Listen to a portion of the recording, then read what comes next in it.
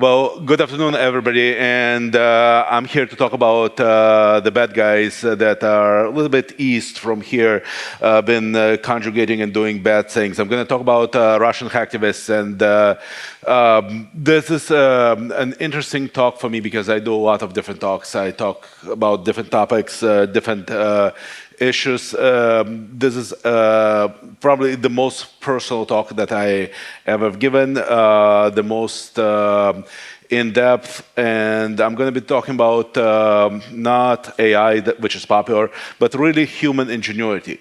And as I talk today, I want you to think that the direction that we took with this research can be done by anybody here in this room.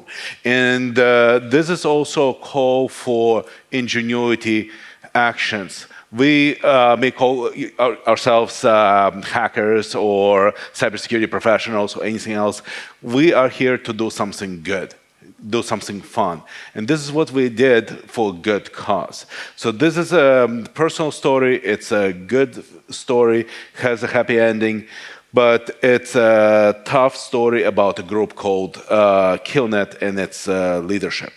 So Killnet is a group that emerged in Russia. Its birthday is November 13th of 2021, where this DDoS service named Killnet just appeared out of blue. It didn't do much interesting things except advertise itself like we're gonna knock down a website that you don't like for a fee, so place an order and things would happen. And as a hacktivist, future hacktivist group, they were not very discriminate. In fact, DDoS service operating in Russia had very unusual first targets. The first targets of the future trademark of Russian hacktivists, Killnet, was actually none other but Russian government sites. First of all, I love to show you that these are logos of Russian government agencies. The designers have no real ingenuity. They just took a chicken, squashed it, and put on a logo across all its agencies. But these were the first targets of Killnet, Russian government agencies. And after attacking them relatively successfully, Killnet just continued getting its rhetoric for several months, bashing anybody they could. But just a day before Russian invasion into Ukraine, Killnet actually changes its tunes. It proclaims its love for Russia and the Russian government, and it supports Russian politics and the Russian agenda ever since. So the day before the Russian invasion, things changed, and pro-Russian rhetorics really made Killnet to be interesting, unusual, and definitely noteworthy. It attacked not only Ukrainians. It attacked anybody who was against Russian government, against way of life in Russia. It attacked us. The interesting thing that you think about back before 2022, an attack of one nation in cyberspace against another would be an international conflict. It would be almost akin of declaration of war. Yet our tolerances for these types of attacks had significantly changed since a Russian invasion into Ukraine. Russian government actually liked that being a part of Killnet was akin to serving in the Russian army. It made it okay for Russian citizens to attack any of their enemies abroad, trying to knock them off the internet, trying to steal their data, try to profit from them. They made it normal. And that's the scary part about this particular group. Legitimizing hacktivism was something that Killnet really did, and they attacked one nation after another, not really looking at who the victims are. One important thing about Killnet: they were not comprised only of cyber criminals. Russia is full of cyber criminals, but the difference is very, very unusual. If you think about it, many individuals who lived in Russia were gainfully employed in Sweden, everywhere in Europe, in the United States, everywhere around the world, Russian IT professionals were able to find a remote job. And that was normal. Nothing was wrong with it. But with Russian invasion into Ukraine, many companies made sometimes difficult decision to fire every single employee who lived in Russia and help them remotely. This was unusual, unprecedented, and big. Now, think about the individuals in Russia, IT professionals, remote help desk, many other professions that all of a sudden lost their job. They were not angry at their government who actually invaded another country. They were angry at their employers. They were angry at our side. They were angry at Ukraine because of this, they lost their job. So many of them have joined hacktivist movement. This is a scary notion that attacks were carried out not only from individual hackers, but people who understood technology on different levels. Think about a networking professional who knew how things were built, who knew how manipulate networking protocols to create unavailability on the network level. Or think about developers who understood the application stack and data processing in order to build very expensive SQL queries in order to exhaust remote system resources. These were the directions of individuals who actually joined Killnet. My favorite character of Killnet is somebody's grandma. Some guy wrote in Killnet Telegram channel that his grandma also joined Killnet. He wrote about this, that his grandma sat at the computer for 1 hour every day, opened the Telegram channel, took a site from the list that they were attacking, opened it in her Internet Explorer, and hit the reload button as quickly as possible. Evil grandma. And while grandma could be stopped with arthritis, I don't think a lot of threat actors had. A lot of these individuals still had keys to their previous employers. They had possible access, old accounts, know how to harm their the people that or individuals that Killnet tried to target. This is a new era of hacktivism, and Killnet actually built its case of becoming great in their own mind. Killnet sold merchandise, t-shirts, hats, stickers, rings. The Killnet was a brand name within Russia because individuals were so happy to participate in this direction.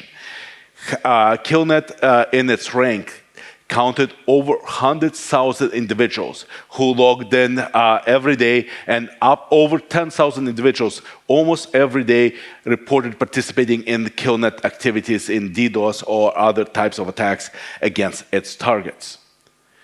This is, as a Ukrainian newspaper put, a herd of wild animals who attacked any target on their list. I want to also introduce you to the leader of Killnet, the guy called KillMilk. But KillMilk is also known as Nikolai Nikolaevich Serafimov. That's his real name, and this is what this guy looks like. He looks normal. He looks like a normal person. If you listen to his family and friends, he is a good husband. And he also fashions himself as a patriot of Russia. He served in the Russian army. He posted these pictures on his social media profiles in the past. But to me, KillMilk was Killnet's leader or cheerleader. This is a person who built propaganda machine to significant amount that it was actually greatly recognized across the world. It was feared, it was revered by others, and it did a lot of harm. This individual is not a good person. He is a racist and a fascist based on his statements in social media and the statements that he made later on to his family and friends. He is also an avid drug user.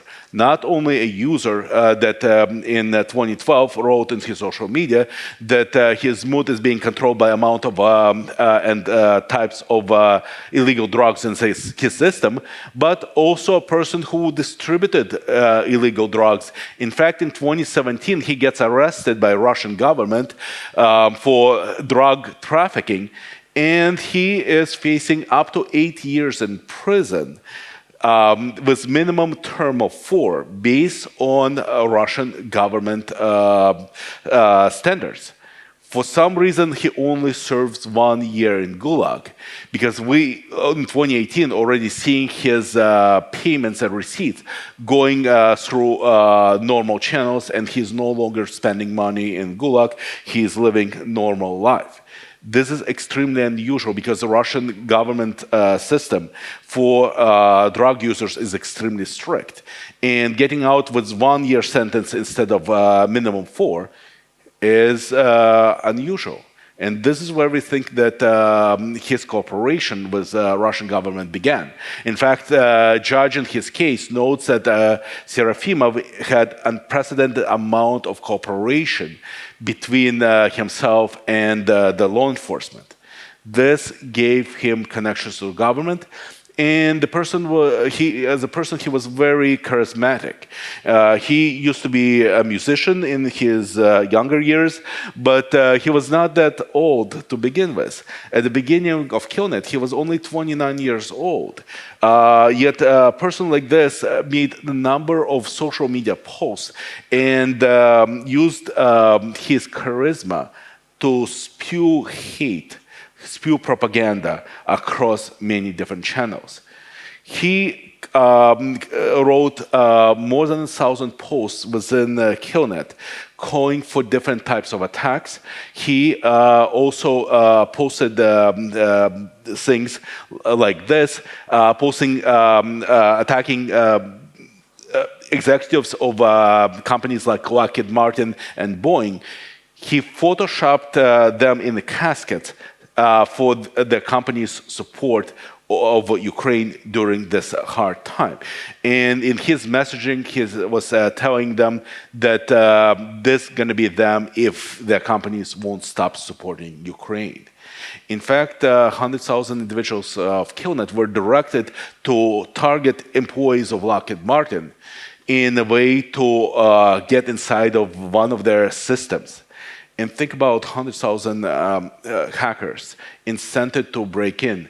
They had some success.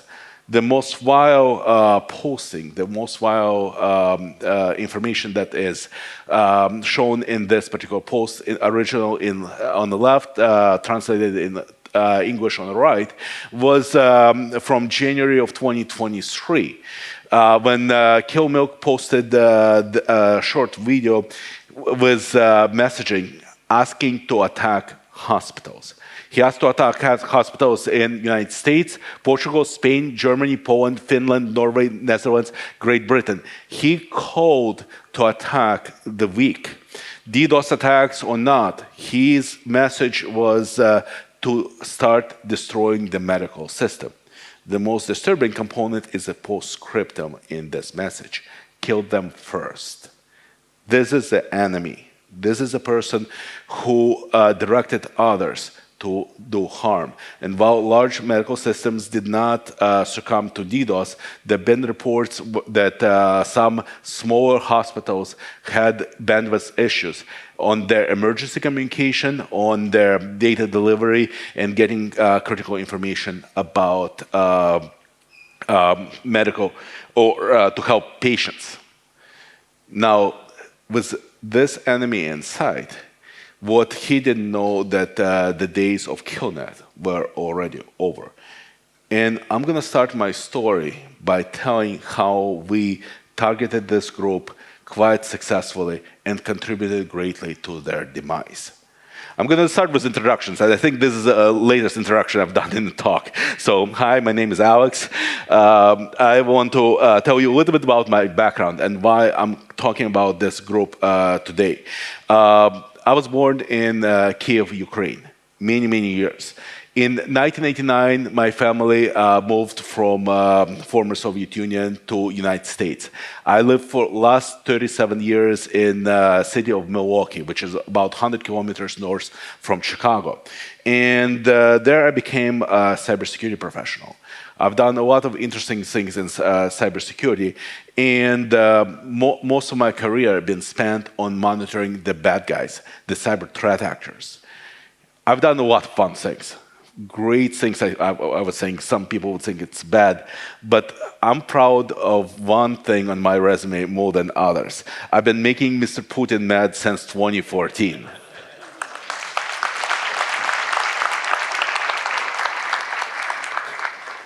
On August 6th, on 2014, my company published our research of one of the largest breaches of that time, probably still one of the largest today, 1.2 billion stolen credentials from 420,000 websites that a Russian gang from Barnaul had gathered. And for some reason, Mr. Putin got very upset. So he put me on his naughty list. But when you get put on his naughty list, you don't get like something in the mail saying, hey, you know, I don't like you anymore, something like that. You don't get a plaque or anything. I get a call from US government the very next day, and they say, this is Alex Holden. I'm like, yes, this is an agent so-and-so from DHS, which is US Homeland Security, Department of Homeland Security. And they just says, well, sir, I suggest for you not to go to Russia. So I told him that I didn't have tickets to go to Russia. I was not from Russia. I was not interested in going to Russia. He's like, very good, don't go to Russia. I'm like, can I ask why? No. Well, how do I? He's like, just don't go to Russia. Okay, fine. Just in case, so it's a reciprocal, I put my own sanctions against Putin. He's not allowed in my house. He can walk down the driveway, he can wait in the garage. I got lots of Ukrainian friends who would love to meet him in the garage and play bad cop and bad cop. But I've been very proud to be able to identify a lot of cybercriminal activity within within Russia and make this guy's life a little bit more difficult, because he's been making our lives much more difficult. But let's go back to Killnet.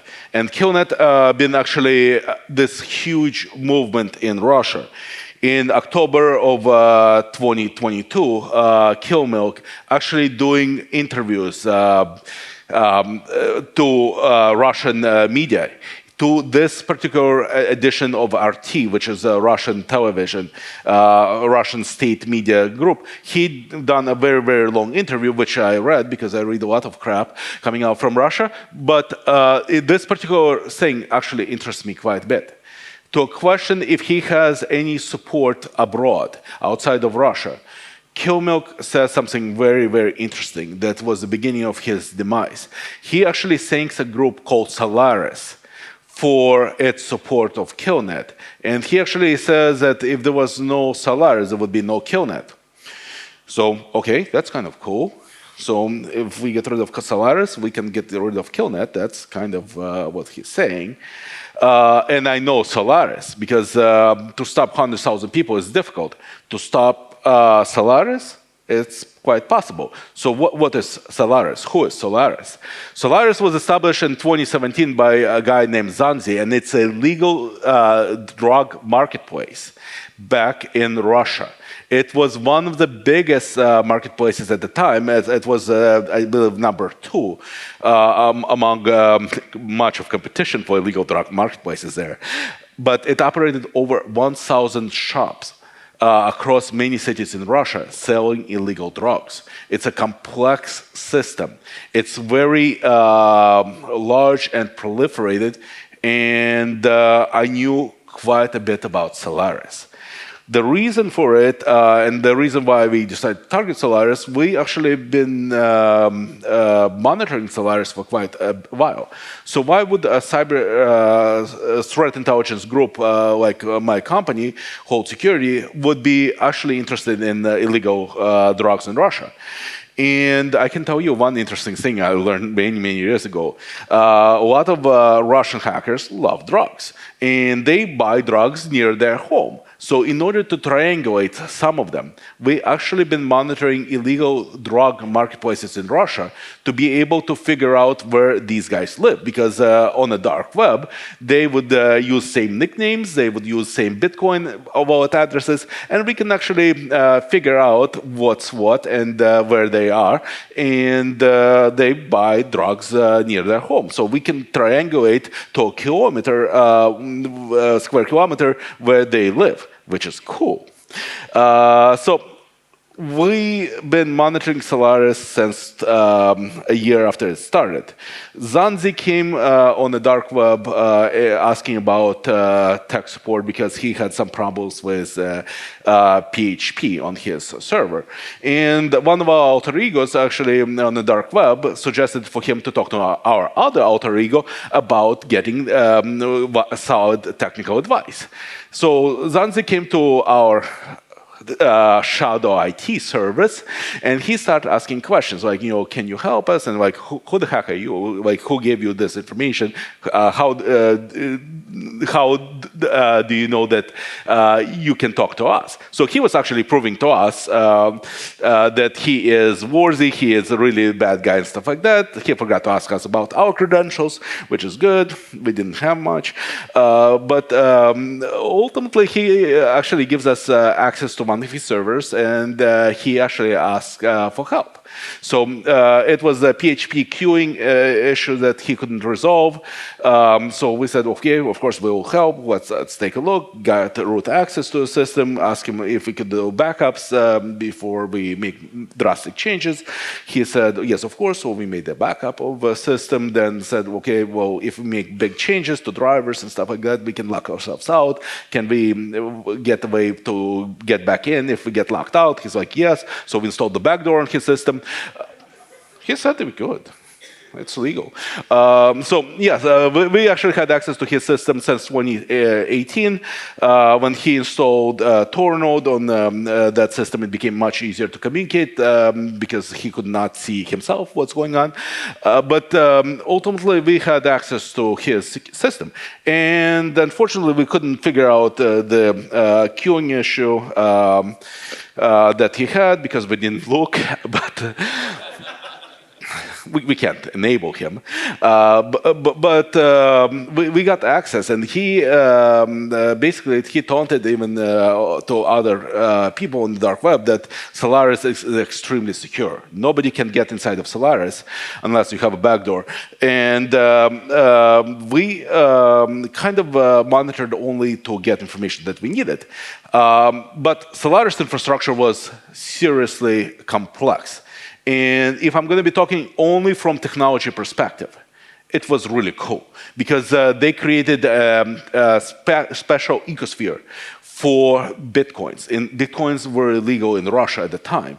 So he took credit cards or debit cards that they had in Russia and created a conversion gateway that really helped us to figure out who is the real owner of the card, but also created a gateway to convert money to Bitcoins, to keep the Bitcoins in a special ecosphere for exchanges and make all transactions in Bitcoin. So the dealers, the handlers all got cryptocurrency. Individuals just put in their cards and they got everything worked on the financial side. Technology-wise, it had a forum, it had different shops operating in their own containers. So the system was very, very, very cool, and according to him, extremely, extremely secure. So we learned about connection of Solaris and Killnet, and we are trying to figure out what we can do, because we have access to one server and they have dozens of servers. And we understand that KillMilk used to have a drug problem, but now he has friends still in the drug business, so maybe this is not a coincidence.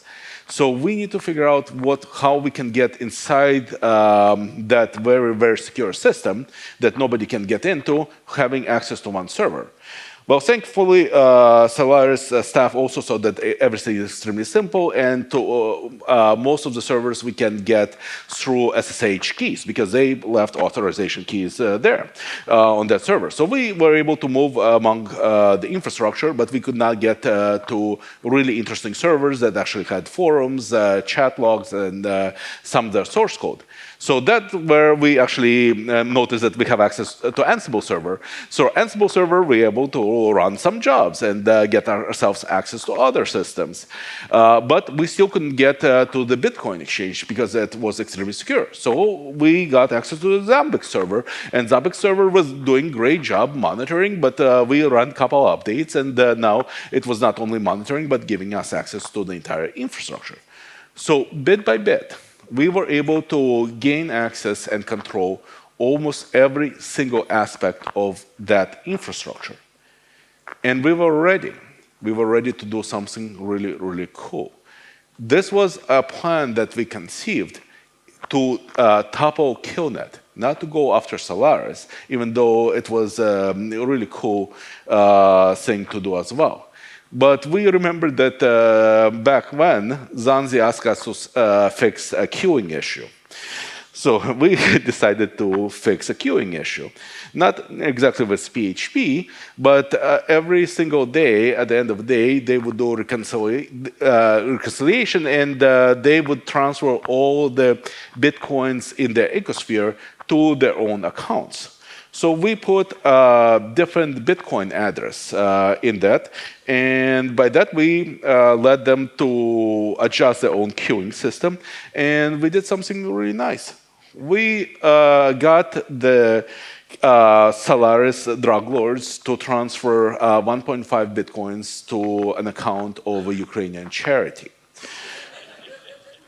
They did everything themselves. We just adjusted the queue. We were asked to adjust the queue 4 years before. I'm very happy to say that we were able to assist to this charity that helped elderly in winter time during the war. And this great charity actually gave every single cent to those who needed. 1.5 Bitcoins were significantly less than. At the time, it was only 25,000 US dollars. But when the charity actually put this, cashed it out, it was over 40,000 euros that they helped. And definitely this was great. Forbes magazine wrote a story about this. And this was part of our strategy. We went to Forbes not to only to tell about particular situation of transferring money to charity, but also to highlight connection between Solaris and Killnet, to say that there is a connection. Well, Solaris reads the story and they issue this particular statement. Highlights of the statement. First of all, they're saying that nobody hacked us. Look, we are still up, so no breach. Then they said that don't read everything on the internet. They lie. Can't argue with that one. And they say, well, don't panic. Everything is okay. Your money is safe. Don't manipulate. You're being manipulated by our enemies.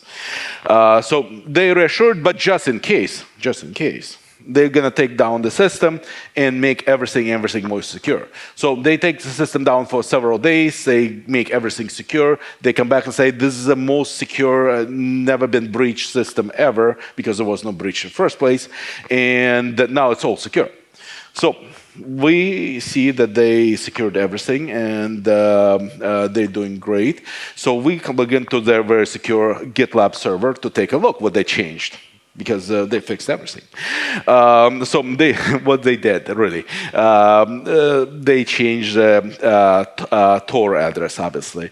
They also changed the copyright date. They adjusted logo a little bit, and they changed the message. Not a huge improvement, but very, very secure. So 3 weeks later, we go on our own to play off the Forbes story and publish a story on our site. And we publish a story with a goal to connect Killnet and Solaris. We also not doing only words, but we are dumping all information from Solaris into public eye. We disclose information about their DDoS guards, configurations and access monitoring framework, their catalog, their source code, their forums, their exchange information. Everything about Solaris was made public.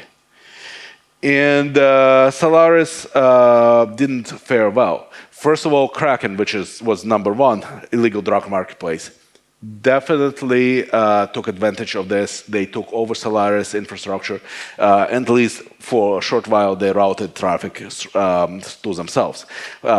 Zanzi decided he was done. He left the project and continued living in Moscow under very assumed identity. And Solaris itself started fading to obscurity. Well, they said that they fixed everything. A month and a half later, we log in, just check if they fixed everything. They did some improvements. They got much, much more secure, but didn't kick us out for some reason. But the underlying part of the story, Solaris' final demise, took us longer than expected, but in 2024, Solaris finally calls it quits. It closes remaining 100 shops, which was a very small amount after 1,000+ shops running at its height. But it blames everything, everyone, and it goes away. So Solaris became irrelevant very shortly after. But we had to also weather the storm. We went public. We were using a company name. I was using my name to get this story across. I don't do this very often, and there is very little logic to this. But there is a big difference. This was something that had to be real. It had to be big. It could not come from anonymous source on the dark web. It had to be significant enough so people would pay attention. I'm wearing a T-shirt made in Ukraine. And being born in Ukraine, I understand and sympathize my fellow countrymen who are risking their lives every day by just living in that country. If my family didn't take myself and my brother out of Ukraine in 1989, we would have been serving in Ukrainian military. And my life would not be endangered much by doing what we did. But if I was in Ukraine, and most Ukrainians risking their lives much more significantly than I ever did by doing this. So, but there was still a huge amount of cyber threats on the internet. There was a doxing attempt against me directly. I'm not even going to translate what's written in that posting from KillMilk. Also swatting, and there were several swatting attempts against myself and my family. Thankfully, having good relationship with our local police department, all these attempts were handled highly professional by them, and no lives were endangered at all. So this is also good. And as I said, small amount to pay. Compared to many others who pay much differently. But this had worked. This worked on a grand scale because somebody in the Russian government noticed this connection between Killnet, KillMilk, and Solaris. And they felt that the group that they were supporting, the Russian hacktivist group that they built up was actually up to no good. They paid attention enough that in February of 2023, Russian government pulled all its financial support from Killnet. They still managed it a little bit remotely by taking the resources and the results of their scans and attacks. But Russian government had actually stopped supporting Killnet actively. And Russian government had not tried to do this massive scale project ever again. KillMilk goes broke.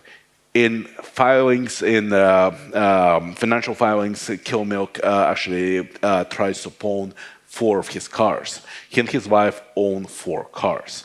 And he bought all of them between 2021 and 2023. And in February of 2023, he actually tries to pawn and take all money from under these cars because he is going broke.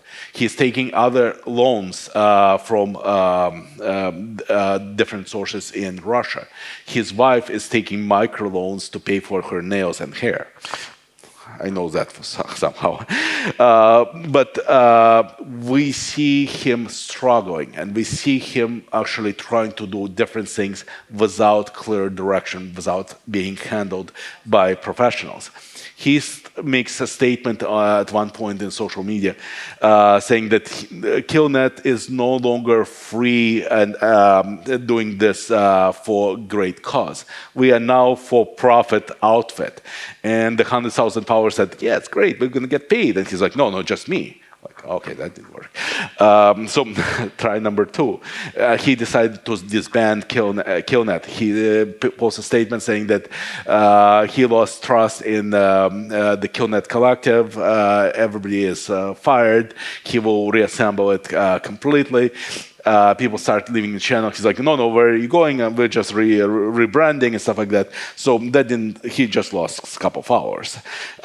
Then he finds that he makes a statement at some point that he is handing over Killnet, the entire channel via Killnet in Telegram and all the assets to another threat actor named Darkside. And then somebody else on in Telegram channel said, well, did you used to call yourself Darkside about 2-3 years ago? Or he's like, oh, yeah, it didn't work.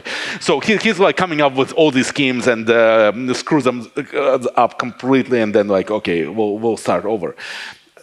On October 6th of 2023, KillMilk actually makes a post that made sense. He makes a post to his followers asking them to follow the Red Cross guidelines, meaning don't attack civilian targets. Don't attack anything that may actually harm civilians, even if it's a military target. It was an interesting and a great step where it actually made sense. I understand the war, but stop harming innocent civilians. Stop targeting foreign targets. October 6th of 2023 was a nice day because the next day when Hamas attacked Israel, KillMilk changes his tune, throwing his support behind Hamas, condemning Israel, and looking to make more followers from that tragedy. He actually looked and called for more attacks, disregarding and deleting the previous post about peace. So that's kind of how it works. And then in the beginning of 2024, in the first days, KillMilk actually sells via Killnet channel to a group called the Anon Club. So for less than 10,000 euros, KillMilk actually sells his greatest achievement and starts doing something else. It really, like, I couldn't believe what the Anon Club did with the via Killnet channel. So the channel that hosted more than 100,000 followers, 129,000 to be specific at its height, only had 3,000 members. And the Anon Club turned this channel into a channel that actually hunted and identified Russian illegal drug dealers. I don't know where they got the idea, but kind of like. But I can tell you why this happened. Whoever ran the Anon Club was trying to rebuild Killnet. And the biggest hurdle that it had was the Russian government, that its connection to illegal drug trade. So the Anon Club decided to do something different and try to draw that differentiation. They actually have done quite a bit of demonization, but not much happened besides hurting a couple drug lords.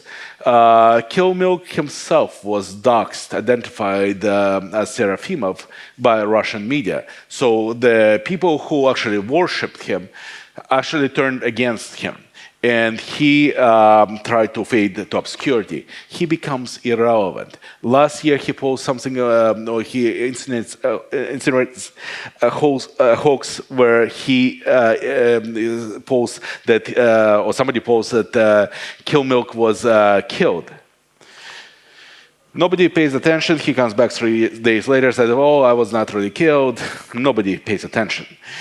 He gets so desperate, he actually starts releasing music. So he released profanity-ridden album, two tracks.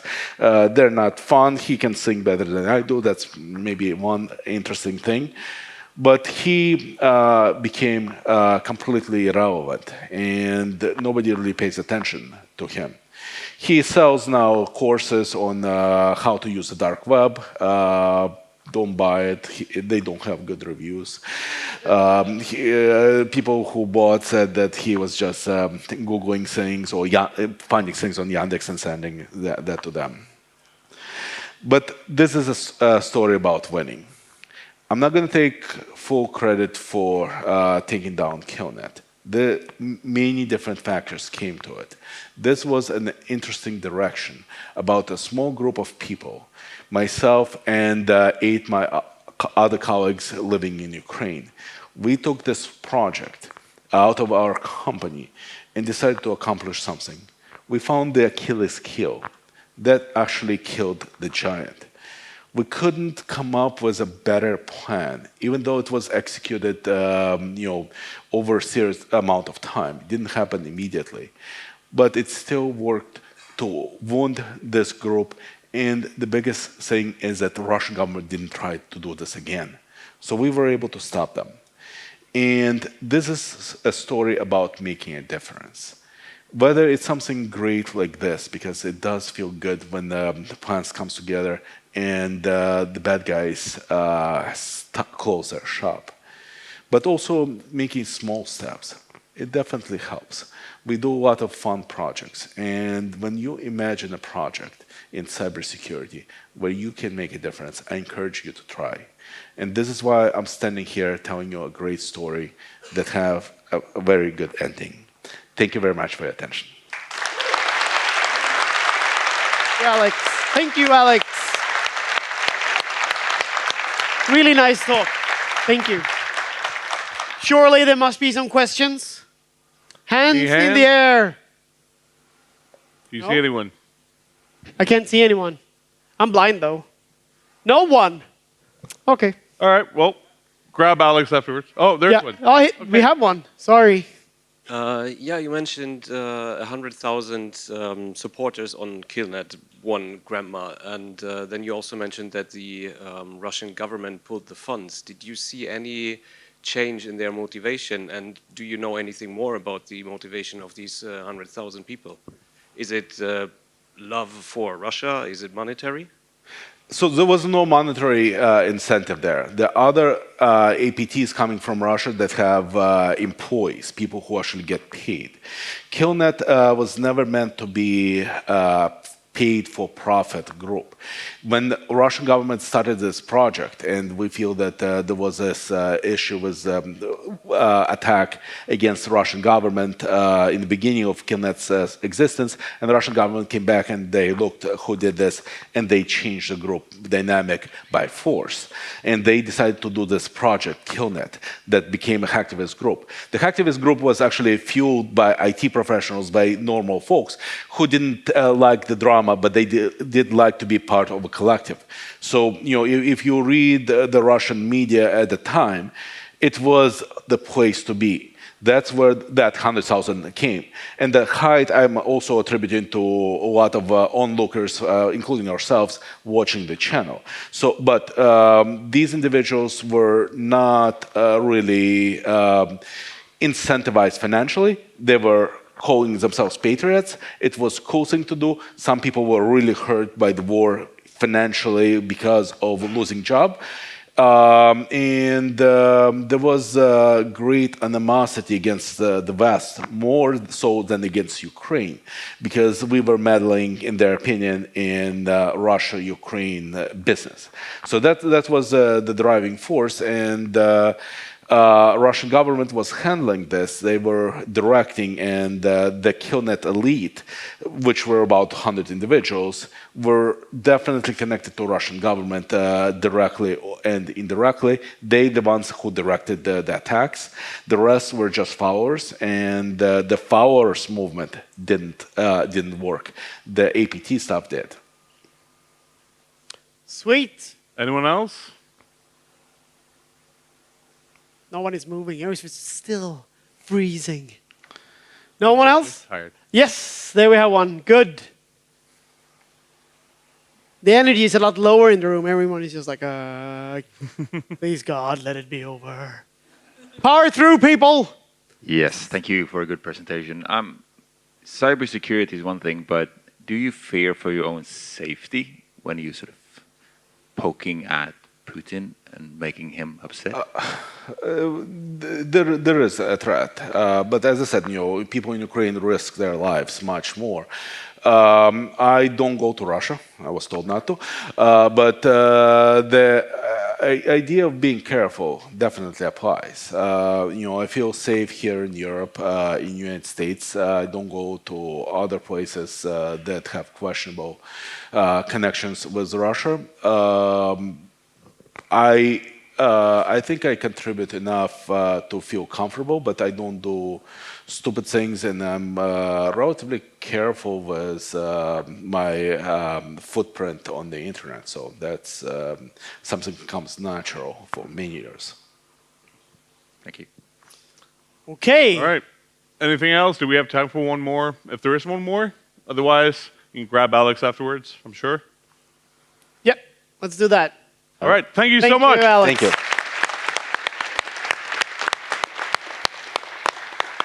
Okay.